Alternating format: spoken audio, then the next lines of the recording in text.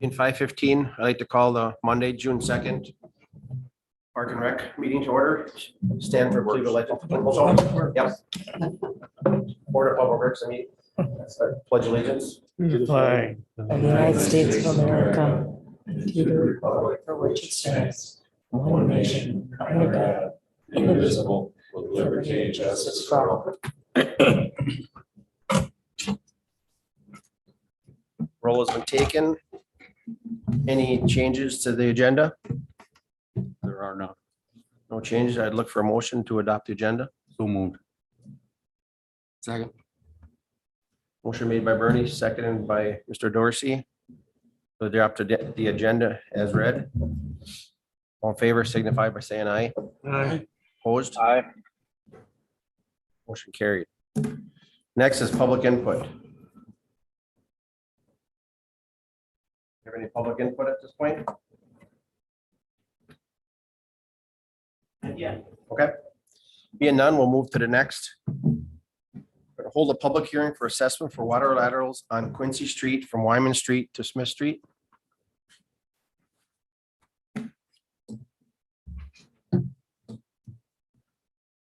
Taking that, Ben? Oh, No, no, the public I hearing. thought I was going, Oh, sorry.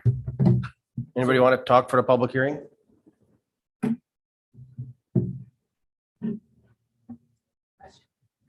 Yep, absolutely. So can you come up by the microphone so we can catch up?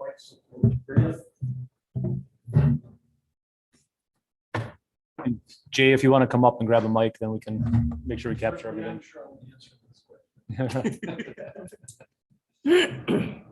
Chris?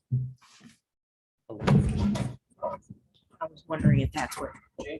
Currently, we were awarded some of the grant, but we don't know how much. So on the DNR's website, they have all the projects listed and we are on that list, but they don't allocate those funds until after the project is going to be completed.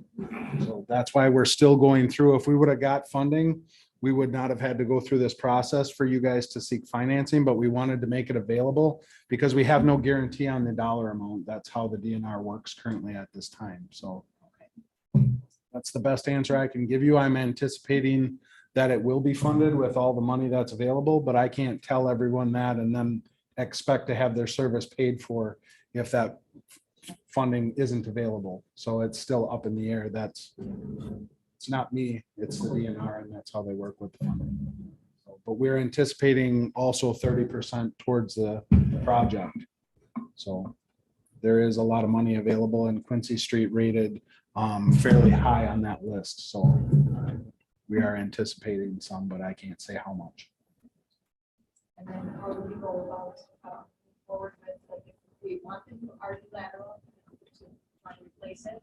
At what point do we say we want the contractor to do it, or do we find a person do it? Yeah, we can reach out to you at that time if you'd like when we start. The project isn't going to start until the late August, early September. Okay. So we do have some time. The contractor is going to complete most of their work before they start Quincy Street. So that's we're trying to get that job pushed back as far as we can in anticipation of knowing what that funding is going to be to come through.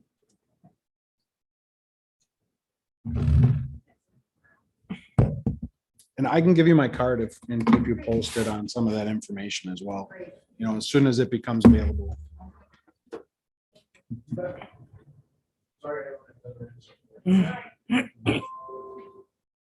Anybody else for the public hearing? Okay, just making sure. Being we have no more for the public hearing, we can close it at this time. Move on to the next wastewater treatment plant updates. Ben? All right, good afternoon.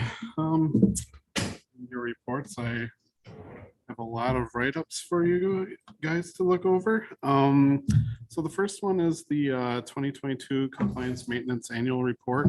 This is something that I give to you guys every June. I need a resolution to give to the DNR regarding this, stating basically that you guys support the activities at the wastewater plant and to try to achieve the best effluent as we can. Does anybody have any questions regarding the CMAR?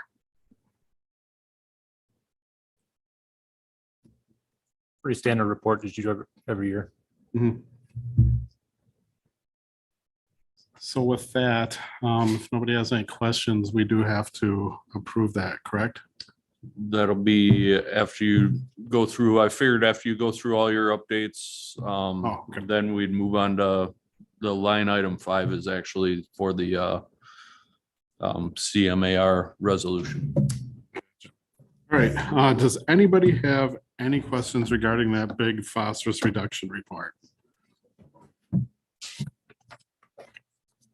I know it was a pretty boring read, but that's what I have to submit to the DNR to hopefully let them know where we sit.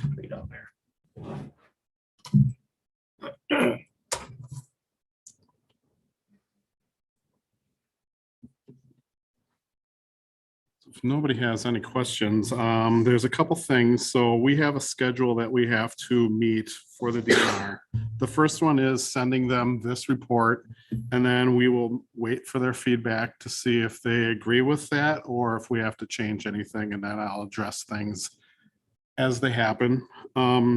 Next year, one of the things I had in the report was we're going to meet with Wolt Cheese to see if they can change their chemical that they use to clean, because that's basically one of the bigger problems that we have with the non-reactive phosphates that they're discharging. Hopefully they can go to a different cleaner, which can be precipitated by chemical addition. If not, we'll just meet with them to determine how we're going to deal with that. And I also want to get a questionnaire out to all the other industries asking, okay, what kind of chemicals do you use? Do you have phosphates in them? Is it something you can change? And then once I get that, I will submit that to the DNR next year on June 30th. And I will also give you guys that information. In 2025, we have to have basically a facilities plan amendment sent to the DNR stating, okay, we can't meet this, we have to do X, Y, or Z. And then we'll determine that when we do the facilities plan amendment. We already have that budgeted to go with one of the engineering firms, and they're roughly $75,000 to have that done. At least the monies last year were $75,000. We'll know more as we get to the budget for 2025, and I'll increase that if need be. And then once the DNR sees that, then they will give us a final compliance alternative plan. And then Donahue or whoever the engineering firm at that point will take over that. And then as time goes on, chances are we're going to have to rebuild the treatment plant. It's just very old. It's antiquated. It's costing a lot of money and energy. We're basically driving a 87 Peterbilt with a big trailer to deliver mail, or like a piece of mail to the post office. There are better alternatives. Anybody have any questions on any of that? If you didn't get a chance to look through this, I would highly just gonna suggest say. reading this. Ben did a phenomenal job with the history of the plant. I mean, this is just, all three of us, Judy, Robert, and I were just like, wow, Ben, you must have got straight A's in high school. Your report. For the most part. Except typing. All the information that's in there, you can tell when you read through it, in what dire shape this facility is and the age of it, and trying to keep it running as is, not even trying to meet the new requirements is a struggle at times. And if you read through that, it's very informative about just the age of the structure and the things they're dealing with down there. And the quality of the sewer mains and laterals are also probably the biggest issue we have. Hopefully with the Main Street upgrade, we will reduce a lot of water coming in. There's an estimate when the guys from Speedy Clean were looking at the pipes. They're estimating when the river was, what was it, 8 feet or whatever at Yeah, that it was time? 8.7 to 8.9 at the time. And They were thinking 1 million gallons of clear water were coming into the lines just from that side. So if we can reduce that, that will help significantly on how we redesign the new plant. But if we're continuously getting 2 to 3 million gallons of clear water every day and not taking care of it, we're gonna have to build a bigger plant than we need to, and it's gonna end up costing more to run just in energy. So the more we can take care of, the better off the city's going to be. And for Charlene's benefit, we'll talk about what's called I&I.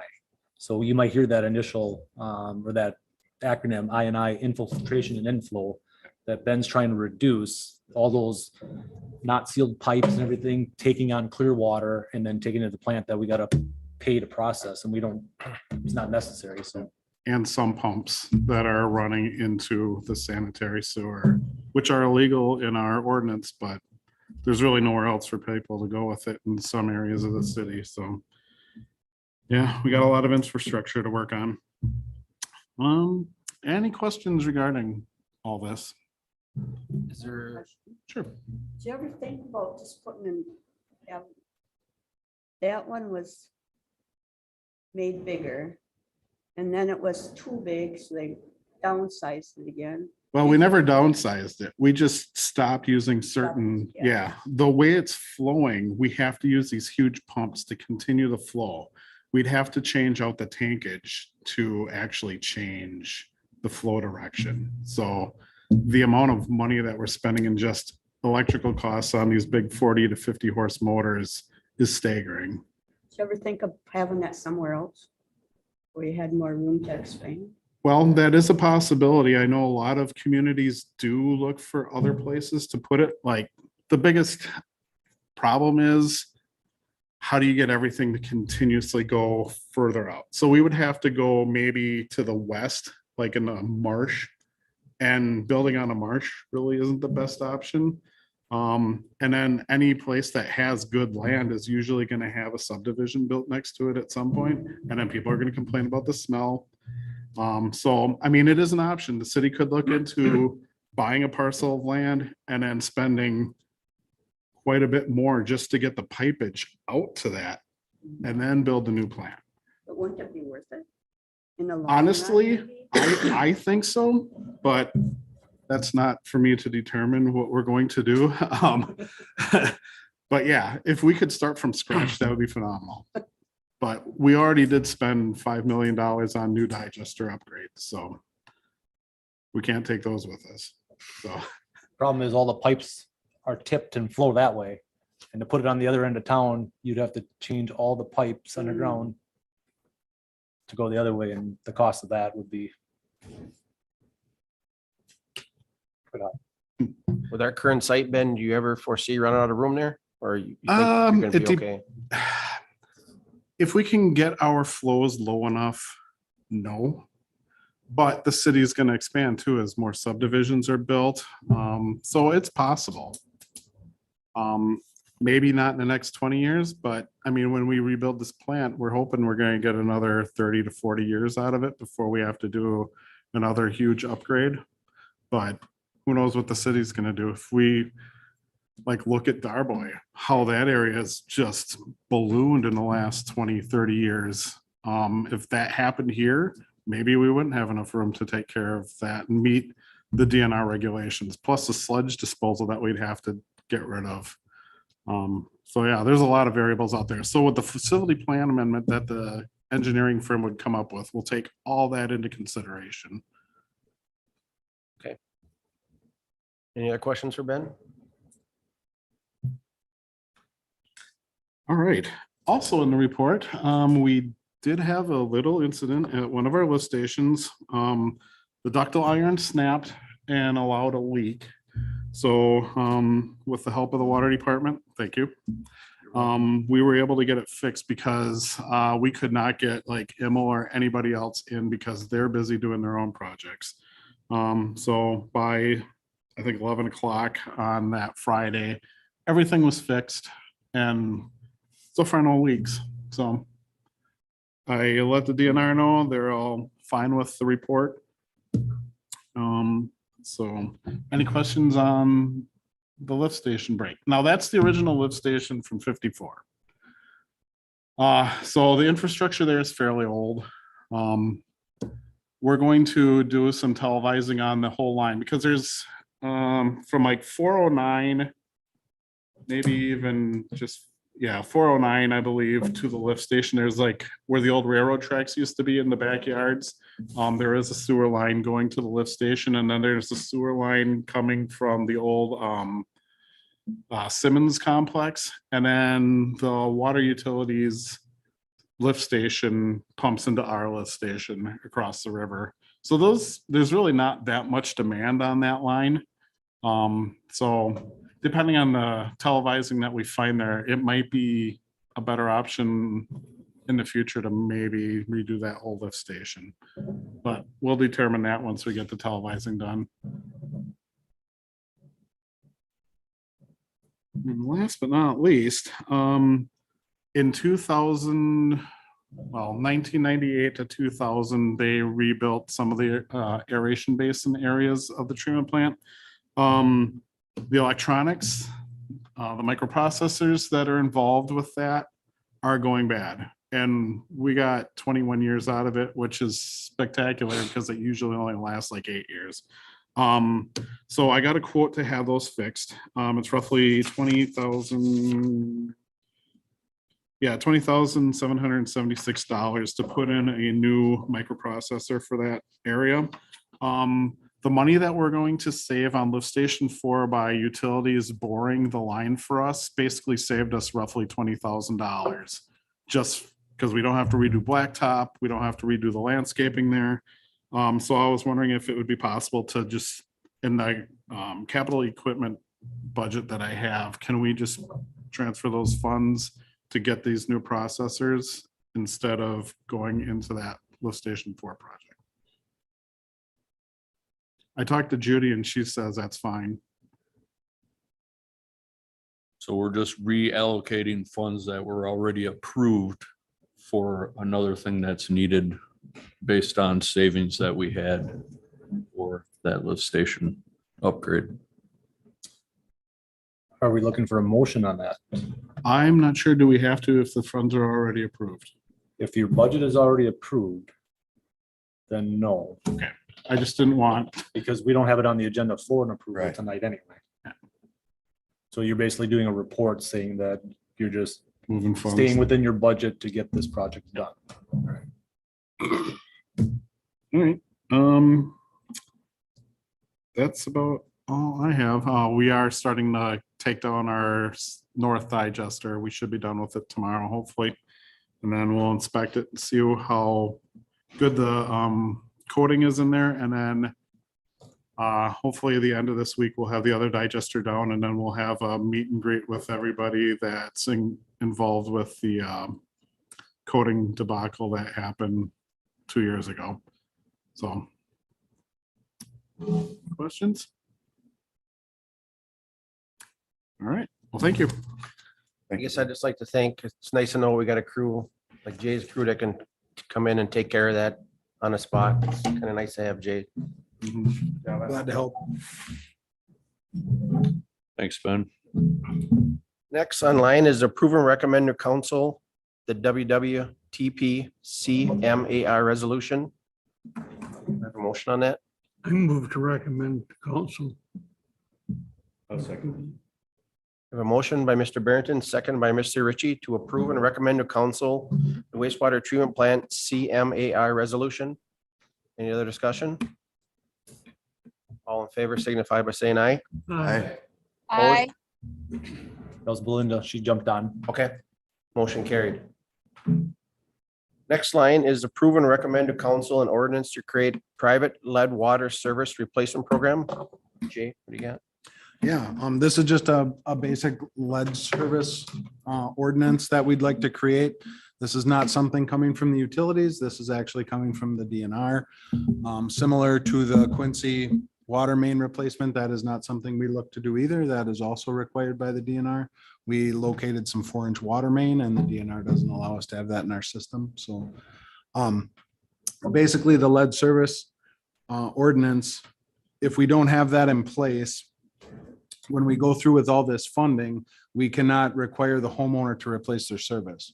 So without this ordinance, we're not going to be able to move forward and replace those ordinance as required by the DNR. So the DNR is kind of forcing our hand and saying, if I can back up, we did a corrosion control study that was required by the Department of Natural Resources for us to establish how much lead we have in our system. So they basically changed the parameters of those testing. We have always met those parameters in lead in our system, but they've changed those parameters. So now that they lowered them, we have to get ahead of it because we're not going to meet those requirements of lead in our water. So when they tell us what to do, then we have to act on that. Now that they lowered that threshold of lead, we do have some monitoring stations with our services. That's where we already got ahead of and tried to implement polyphosphates. The DNR slowed that process. We were actually supposed to do that a year ago, and it's still in the DNR's hands as soon as they approve that. That is part of all of this. So the DNR is telling us that we have to have polyphosphates in our water, and that is to also reduce the amount of lead that we have going to our customers.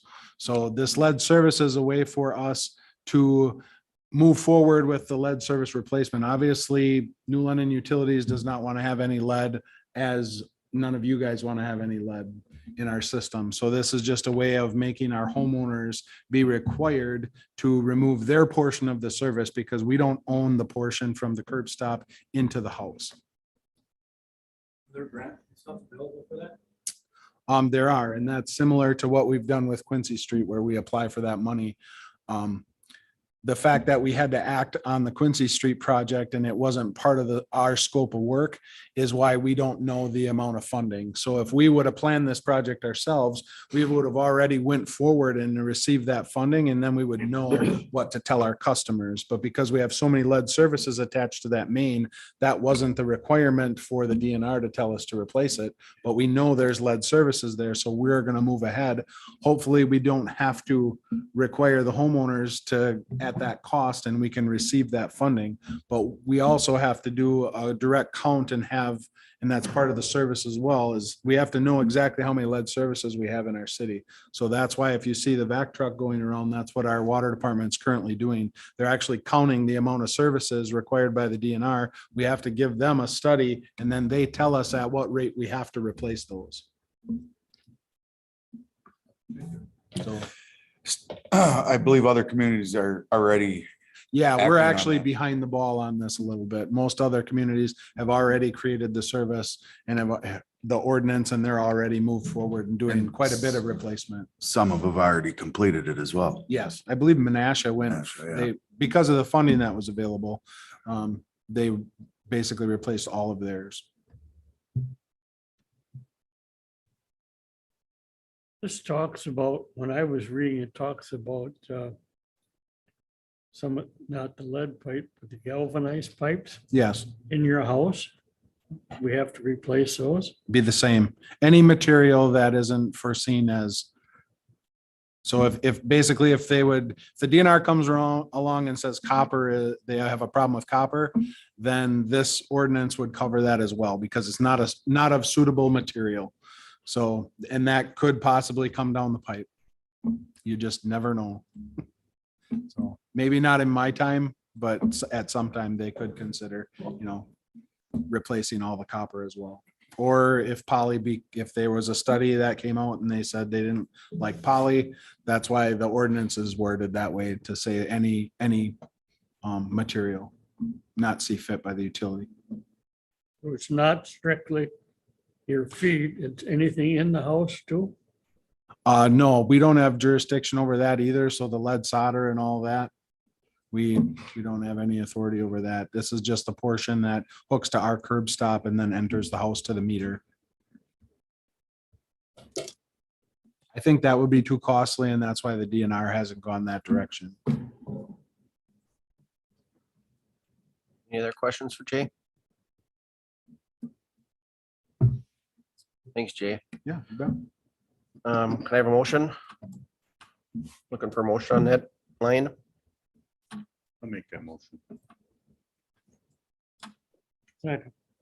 Motion made by Mr. Ritchie, second by Mr. Barrington, to approve and recommend to council an ordinance to create private lead water service replacement program. Any other discussion? All in favor, signify by saying aye. Aye. Aye. Opposed? Motion carried. Next item is approve and recommend a council final assessment resolution for water laterals on Quincy Street. Mr. Garski. So this is your standard final resolution. It's the final step in the assessment process. If you read through it, this does give the option. I've discussed with Judy, and she was okay with having the payments if they receive a bill, that these payments can be paid out over 10 years at 1%.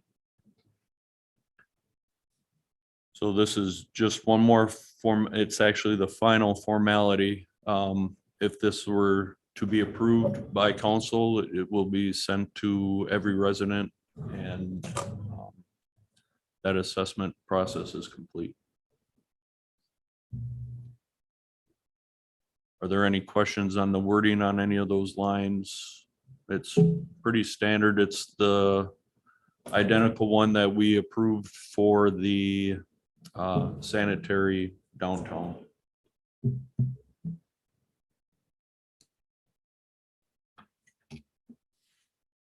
No, seeing no questions for Mr. Garski. Can I have a motion on that line? A motion to approve and recommend the council final assessment resolution for the water laterals on Quincy Street. Motion made by Mr. Dorsey, seconded by Mr. Herter to approve and recommend to council final assessment resolution for water laterals on Quincy Street. Any other discussion? All in favor signify by saying aye. Aye. Aye. Opposed? Motion carried. Next line is approve and recommend to council brush and yard waste agreement with Town of Muckwa. Mr. Garski. So for this, I, towards the end of last year, I took the time period from the end of brush collection in the spring to the start of it in the fall. I took the costs assessed to equipment, manpower, and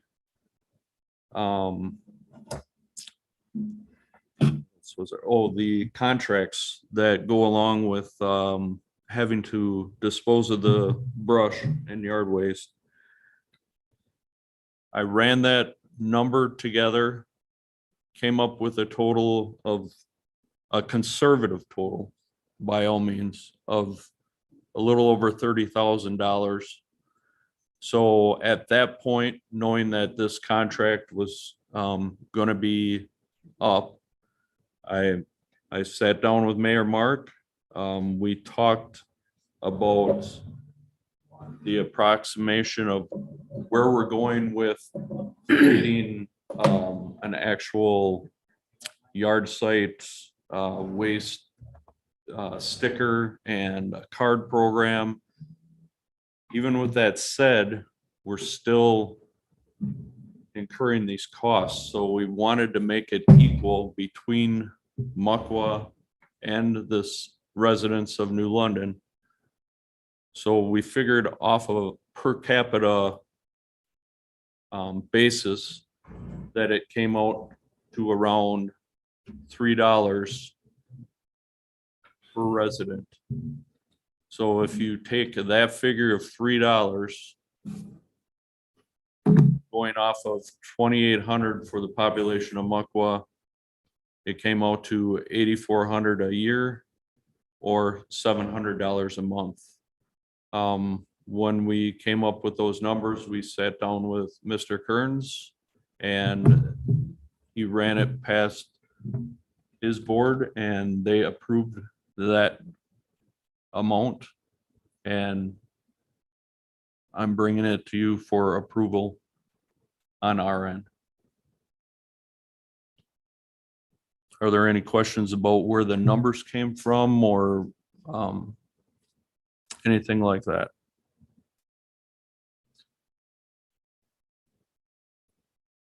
What are they paying before, Robert? 200 a month. 2,400 a year. The reason we made this a shorter contract is once the implementation of the cards and sticker program, we'll have a better idea of the ratio of residents using that site and have a better idea of how proportional it should be one way or the other, and we can adjust it at that time. So will the residents from Muck will have to get cards also? Yes, they will.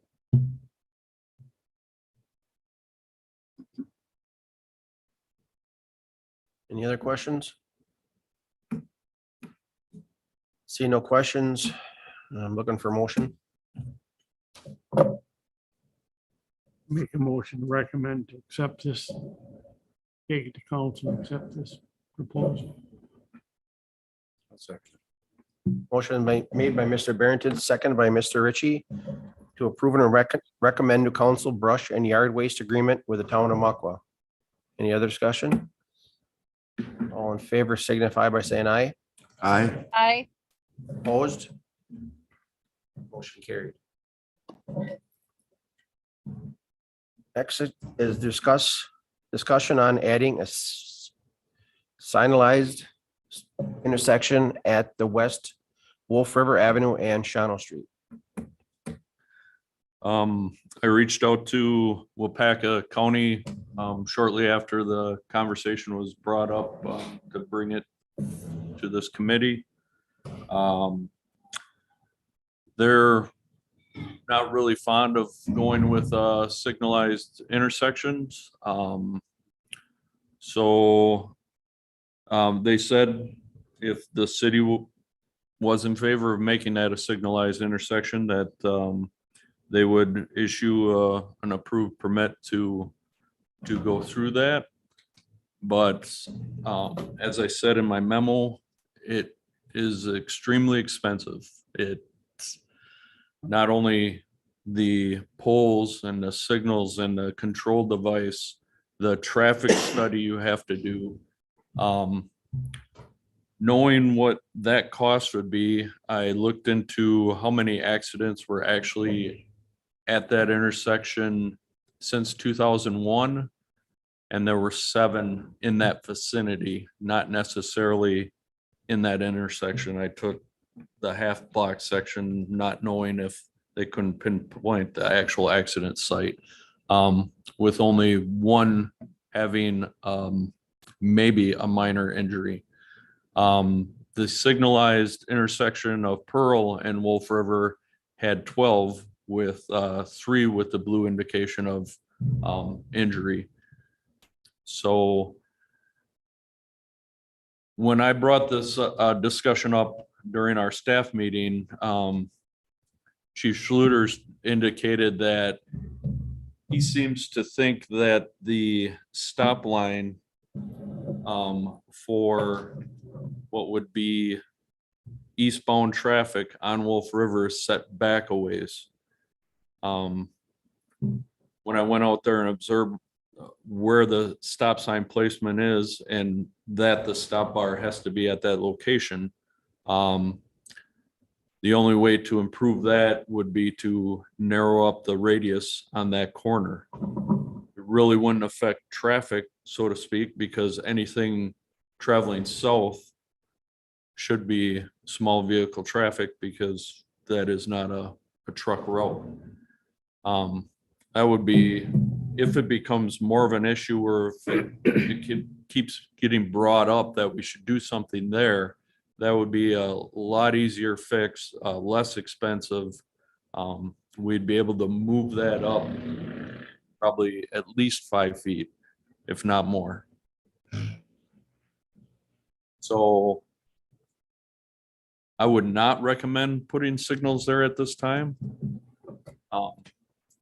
And I think if it still is brought up or it keeps being an issue, that we look into something like that to address any concerns or problems that come up there.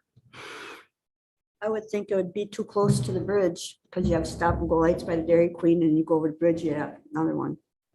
So that would be backup traffic probably. It would now because those ones are timed, but once they go through, that would be all part of the traffic study that would have to go into it. And that's why it would be so expensive to go through that whole thing. Once this is done in 24, then they'll have these on actual loops where they could time it with the across there, but again, that's engineering costs and everything else. The last time we looked at an engineering study, it was $20,000. Give you an idea of the cost. That was 5 years ago. The lack of accidents that I can't see, and the police don't have an issue with it either. I just think it's a waste of money.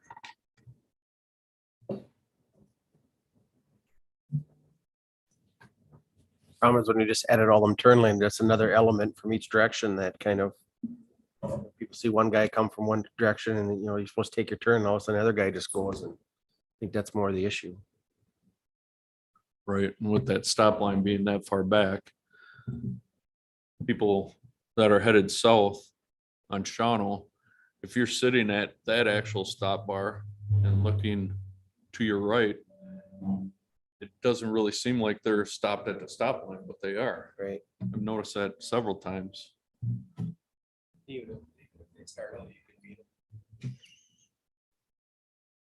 Would that be something that we would do in-house, or would that be a county project to change that radius on that corner? So Paca County, I would definitely look into having a joint effort, that's for sure. They like to stick to the direct travel lane, and anything outside of that, they like to give to us. But being that that is a travel lane going to the east, definitely look at maybe some help. I think there's enough on your plate right now with the downtown reconstruction. I think this would be a waste of Thank you. hours. Honestly. I agree with Tim and Bob. I mean, if there's not huge deal of accidents, let's get downtown done and see what happens. Any other discussion? So we don't need no motion on this, correct? If there's no motion, nothing's gonna get done then. Or should I still ask for a motion? Yes. Can I get a motion on this line? Make a motion that we leave it as is. Instead of changing it. Motion made by Mr. Ritchie, seconded by Mr. Herder. On the discussion of adding signalized intersection at Wolf River Avenue and Shawano Street to leave it the way it is. Any other discussion? All in favor signify by saying aye. Aye. Opposed? Motion carried. Thanks, right, Robert? Mhm. Next is discussion on making St. John's Place one-way traffic into newly constructed parking lot for 2023. One way on the section of Lincoln Court after construction. Okay, we'll start with St. John's and we'll stick with St. John's and then we'll move on. Is that all right? Yep. Okay. St. John's, actually, well, yeah, we'll stick with St. John's. I would not recommend changing St. John's into one-way traffic leading from Wolf River to Wapaka or vice versa. I would like to see two-way traffic stay on St. John's Street or St. John's Place. I know it is tighter. And conversation was brought up about visibility at that intersection. That will all change based on the setbacks that I seen for the parking areas. And the curb extensions that come out of the alley. It is tighter, But I like the fact that you're not losing any parking spaces. You're parking on both sides. And with that tightness, I think it tends to calm or slow traffic in that area. I've noticed it several times when you meet traffic coming in both directions. You don't see them speed up at all. You see them slow down, and that helps everything. If you look at what other communities are doing, you're finding they're going away from one-way traffic just because of the flow that you have in any traffic area. If it's signalized right, or if it's controlled correctly at intersections, two-way traffic should not be a problem. I could see in other circumstances, if it was to the point where you're trying to fit in an 8-foot travel lane on both sides of the center line and parking on both sides, that would be a little tight. But with 9 on each side and the visibility that we'll have at the intersection now at Wolf River, I think it should remain two-way traffic.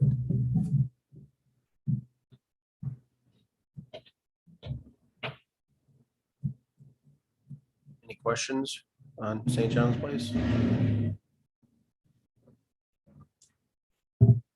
Chad, do we want to block it up and make a motion as that separate? I would recommend if we're not changing anything, then just leave it, make a no motion.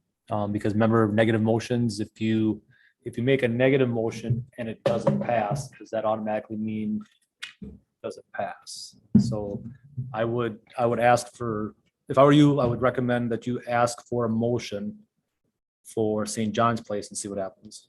And then if we're not gonna do anything, I would recommend that we make no motion. So at this point, I would look for a motion on St. John's Place only. Yeah, no motion. It's gonna stay the way it is.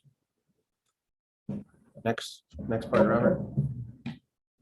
One way into newly constructed parking lot, located where is now Lincoln Court and our lot.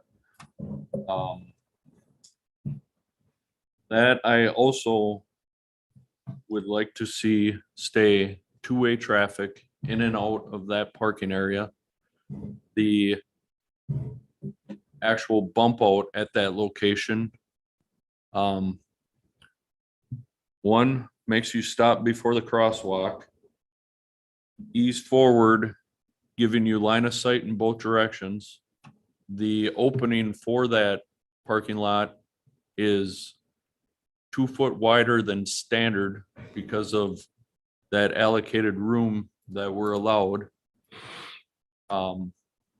So there's plenty of width there where you wouldn't feel like you're coming into a tighter turn to go into that parking area.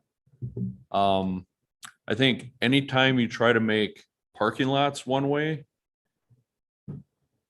a lot of people, and especially in the wintertime, any indication you're gonna have is gonna be on the asphalt at first versus to an area where you can actually see signage to send you in the right direction. If it's two-way, there's no problem with having to put the extra signage for one, having to worry about going in the wrong direction, and then leading to that confusion of only traffic coming into that parking lot. If you're from out of town and you come into an unfamiliar area and you see, we're hoping the first thing they see is the sign that says downtown parking or something that welcomes them to the downtown to park. They're not really, oh, there's a sign over here, there's a sign on that far terrace piece that says one direction only. one direction and parking lots lead to confusion, I believe. So I would recommend that we go with a two-way traffic plan. We have that extension that we have to go around the electrical. So just by that movement alone should help slow traffic down in that area, which you want to keep people from treating it like a racetrack. I don't see any safety concerns with having two-way traffic in there.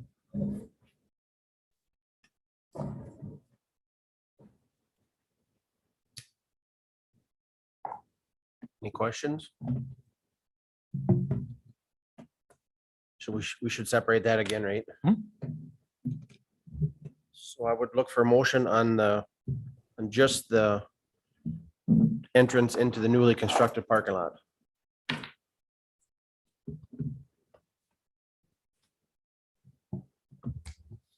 Being no motion, we'll leave it the way it is. Okay, next one, Robert. And the small section of Lincoln Court, I know there's little discussion on that. And when we did have a discussion on it, it sounded like most wanted to keep it two-way too, but I just wanted to add it on here. Just so the whole area is taken care of. And that I would definitely recommend keeping two-way as well.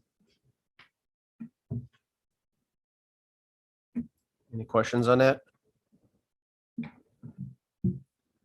No questions, I'll look for motion on the second half of Lincoln Court after construction.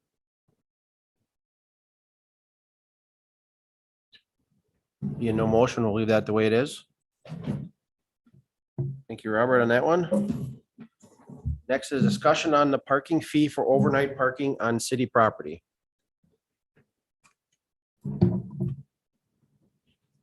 Okay, for this one, we brought up the discussion at the last committee meeting. Since then, I've talked with the police chief and asked him his opinion as far as monitoring and or any type of system, any type of cost increase for them, anything like that. He said the only thing he sees, as long as there's a sticker that they have to have that's visible and they all have to have it in that same area, that would be the best way to go about wanting to charge anything. As far as monitoring it, they do not have a community service officer, so it's not something that they would be able to focus on versus other things, but they would make a point of trying to monitor it. And if they receive complaints, they would go out there and check it out. I guess with talking to him, it didn't seem like a huge issue as far as wanting to charge and wanting, the enforcement aspect of it. But as I was going through the processes of thinking about this, I came up with those questions in my memo about if you decide to do this and we have that new parking lot, how many spots in that parking lot would you want to designate for permit parking? If you decide to go in that direction. And would the cost of what we bring in reflect the time it takes to issue and enforce the permits? And what if you have more permits than spots or more spots than permits?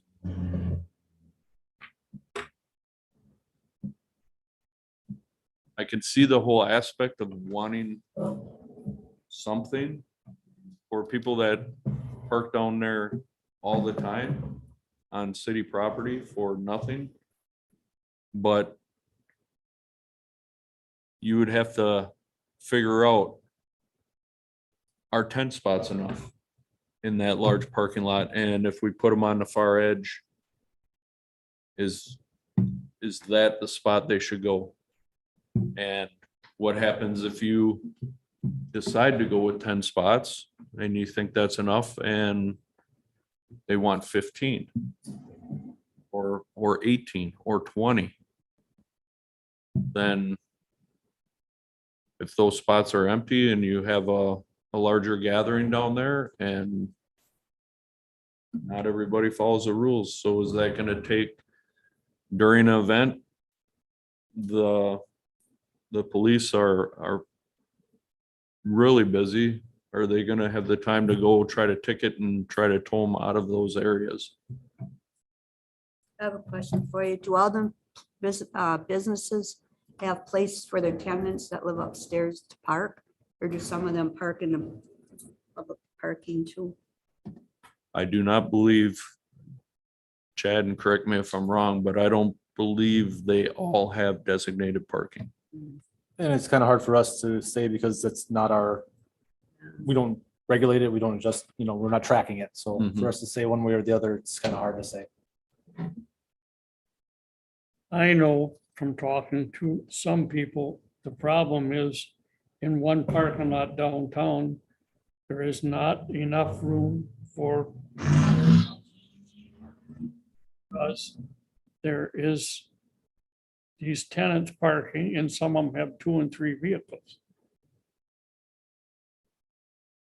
And this is why we're saying, why should they be so overly privileged? And then we are causing a problem for these people like the barber shop with the barber shop down there. Their people have no place to park to come in. And I totally understand that aspect of it. And I'm not against it by any means. It's just figuring out everything else that has to go into it in order to make this happen. Plus, with the way the new parking lot's going to be configured, there will be spots available.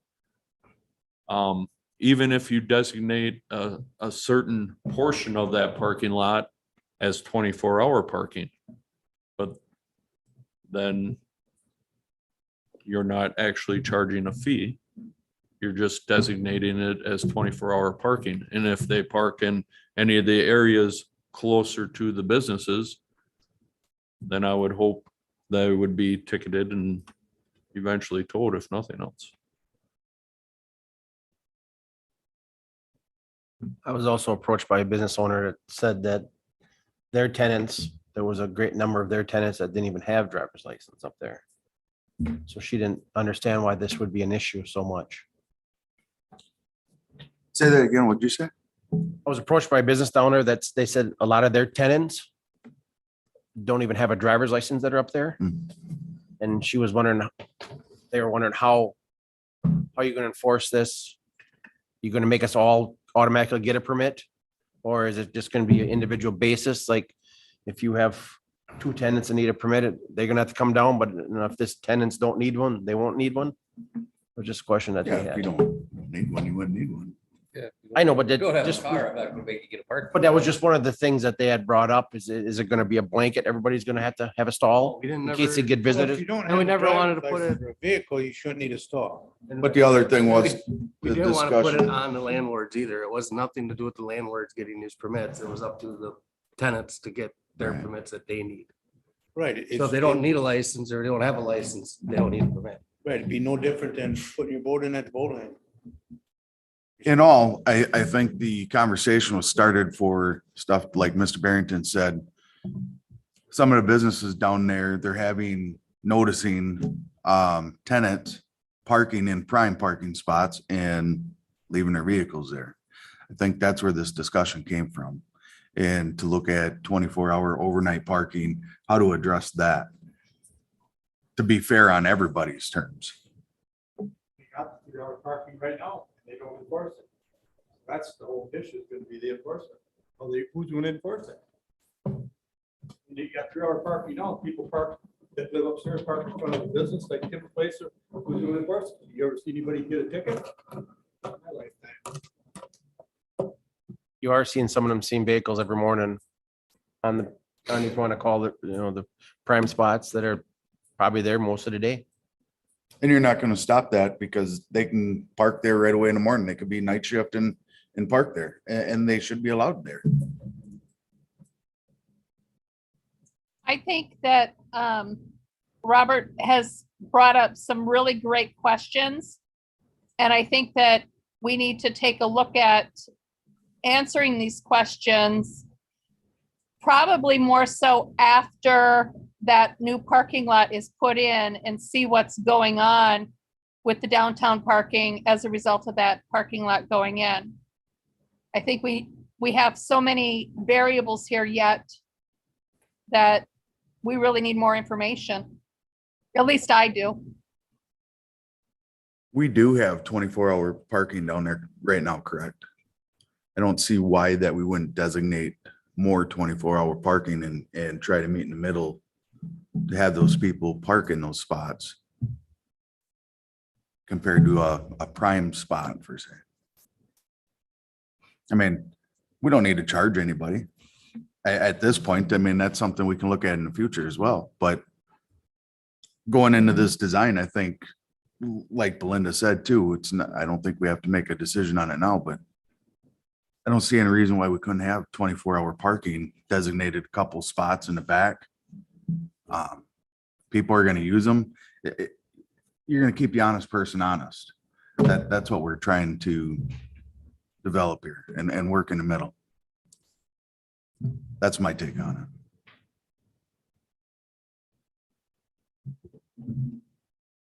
it. Any other discussion? So are we looking to table this or? You can table it. If you want to pass it off to a future meeting, and you could say we want to table it till after the parking lot goes in, kind of see how it flows. If you're on the fence with things right now, I would recommend not making a motion, because if the motion fails, there's only certain ways you can bring it back. So be careful and know that. It's like one of the people that voted no for it, only those people can actually bring it back if they change their mind.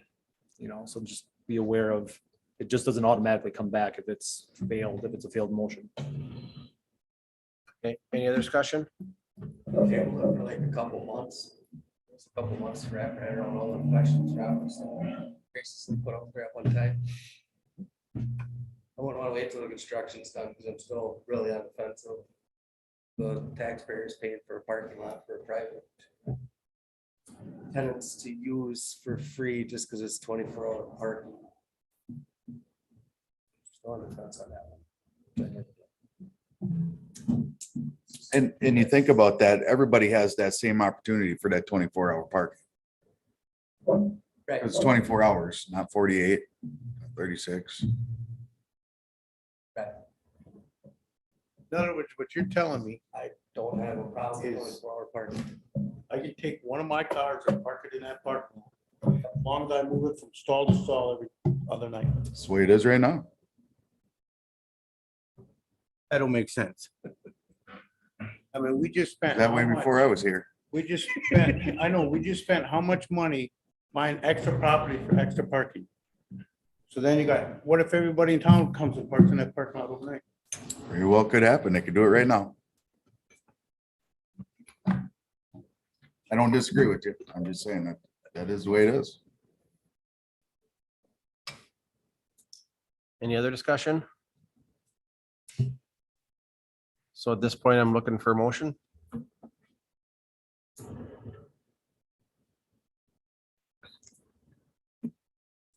Be no motion, You can review it at a future meeting, then review, if you want to bring it up to future agendas, we can do that. as the chairman, you could put it back on the agenda. We'll just do that. We'll just, no motion for now, and if we see a need, we can table it for future agenda items. Next item is the director's report. Service anniversary, Ivan Casterjohn, street operator, completes 2 years of service on June 14th. Ben kind of stole my thunder with the help from utilities, but it was huge.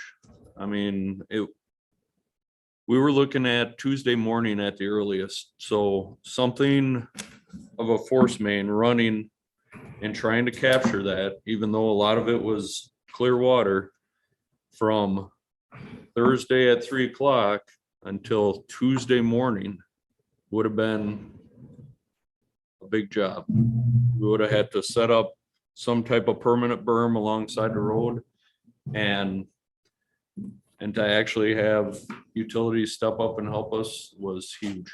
And we had it done, like Ben said, by 11, it was completed, turned back on, nothing leaking. So it was great. Yeah. Great to have that help. You guys can be extremely proud of the water department that we have. Those guys, they dig regularly and we're equipped with it. I mean, when I took the position as general manager, I made it a requirement for us to have shoring. We invested some money in a trailer and shoring so they could do everything right. I said if they did get in a trench without proper shoring, they wouldn't work for us. They've all jumped right on board. You know, they're an exceptional crew and they do that work regularly. So I had no problem lending a hand to you guys and have them complete that work for you guys. Not only getting it done in a timely manner, but saving the city a lot of money. It's huge. And the second thing I had on my memo did not come true. I found out a little bit earlier this morning that they will not start the Wolf River utility relocate project this week. They ran into some issues at the job they're finishing up on. They are looking to start the beginning of next week. We are also looking to have our pre-con. Right now, we're looking at the 13th of June for the pre-con for the North Water Street and all the 23 construction on this side of the river. And that pretty much sums up my report. Thank you, Mr. Garski. Next would be future agenda items. I see we still have the discussion about the large item disposal services. I know it's been on there a long time, but when I go to prioritize this one, I'm sorry, it takes a little priority just because we don't provide that disposal service for garbage collection up front. If once I get some breathing room downtown, then I'll definitely make it a priority. That's understandable. Totally agree. Totally agree. Is there anything else comes up for an agenda item? Just buzz me or Robert and we can get something on there. What's next is the July meeting date. So as of now, it falls on the first Monday is the 3rd. I'm asking if we could push it to the 10th. The main reason is the final week of June is booked pretty heavy for me. My daughter's getting married on the 30th, so I'm gonna be very busy that week, and that's usually the week I get everything together for the meeting. So if we could push it to the 10th, I would appreciate it. Anybody have a problem with that? Yeah, we double up it. Because we're probably gonna have a park on that, on the 11th. Did you talk to Ginger about that, by chance? She said she was gonna do the park and rec on the 11th. Can we Balls double up up to on it. 11th? Because I got fire, Can I ask her? and I'm on both of them. Park and We'll bring that up tomorrow night and then you bring that up and then we'll figure out the date for Parks and Rec then. So we'll just hold off on the meeting date for now till tomorrow. Well, ask everybody if the 10th works out for you and then, you would authorize as the chairman to change the date then. 10th's gonna work out for everybody, or should we look into that 11th for doubling them up? I will not be here for any of July's meetings besides council. Check my agenda. Good rest. So should we just table that for tomorrow, Bob, and we can decide tomorrow together? Okay. Yeah, we can talk about that tomorrow. Just last but not least, looking for the next one. Motion to adjourn. Motion to adjourn. Motion made by Mr. Herder, seconded by Mr. Ritchie to adjourn. All in favor signify by saying aye. I. Opposed? We are adjourned.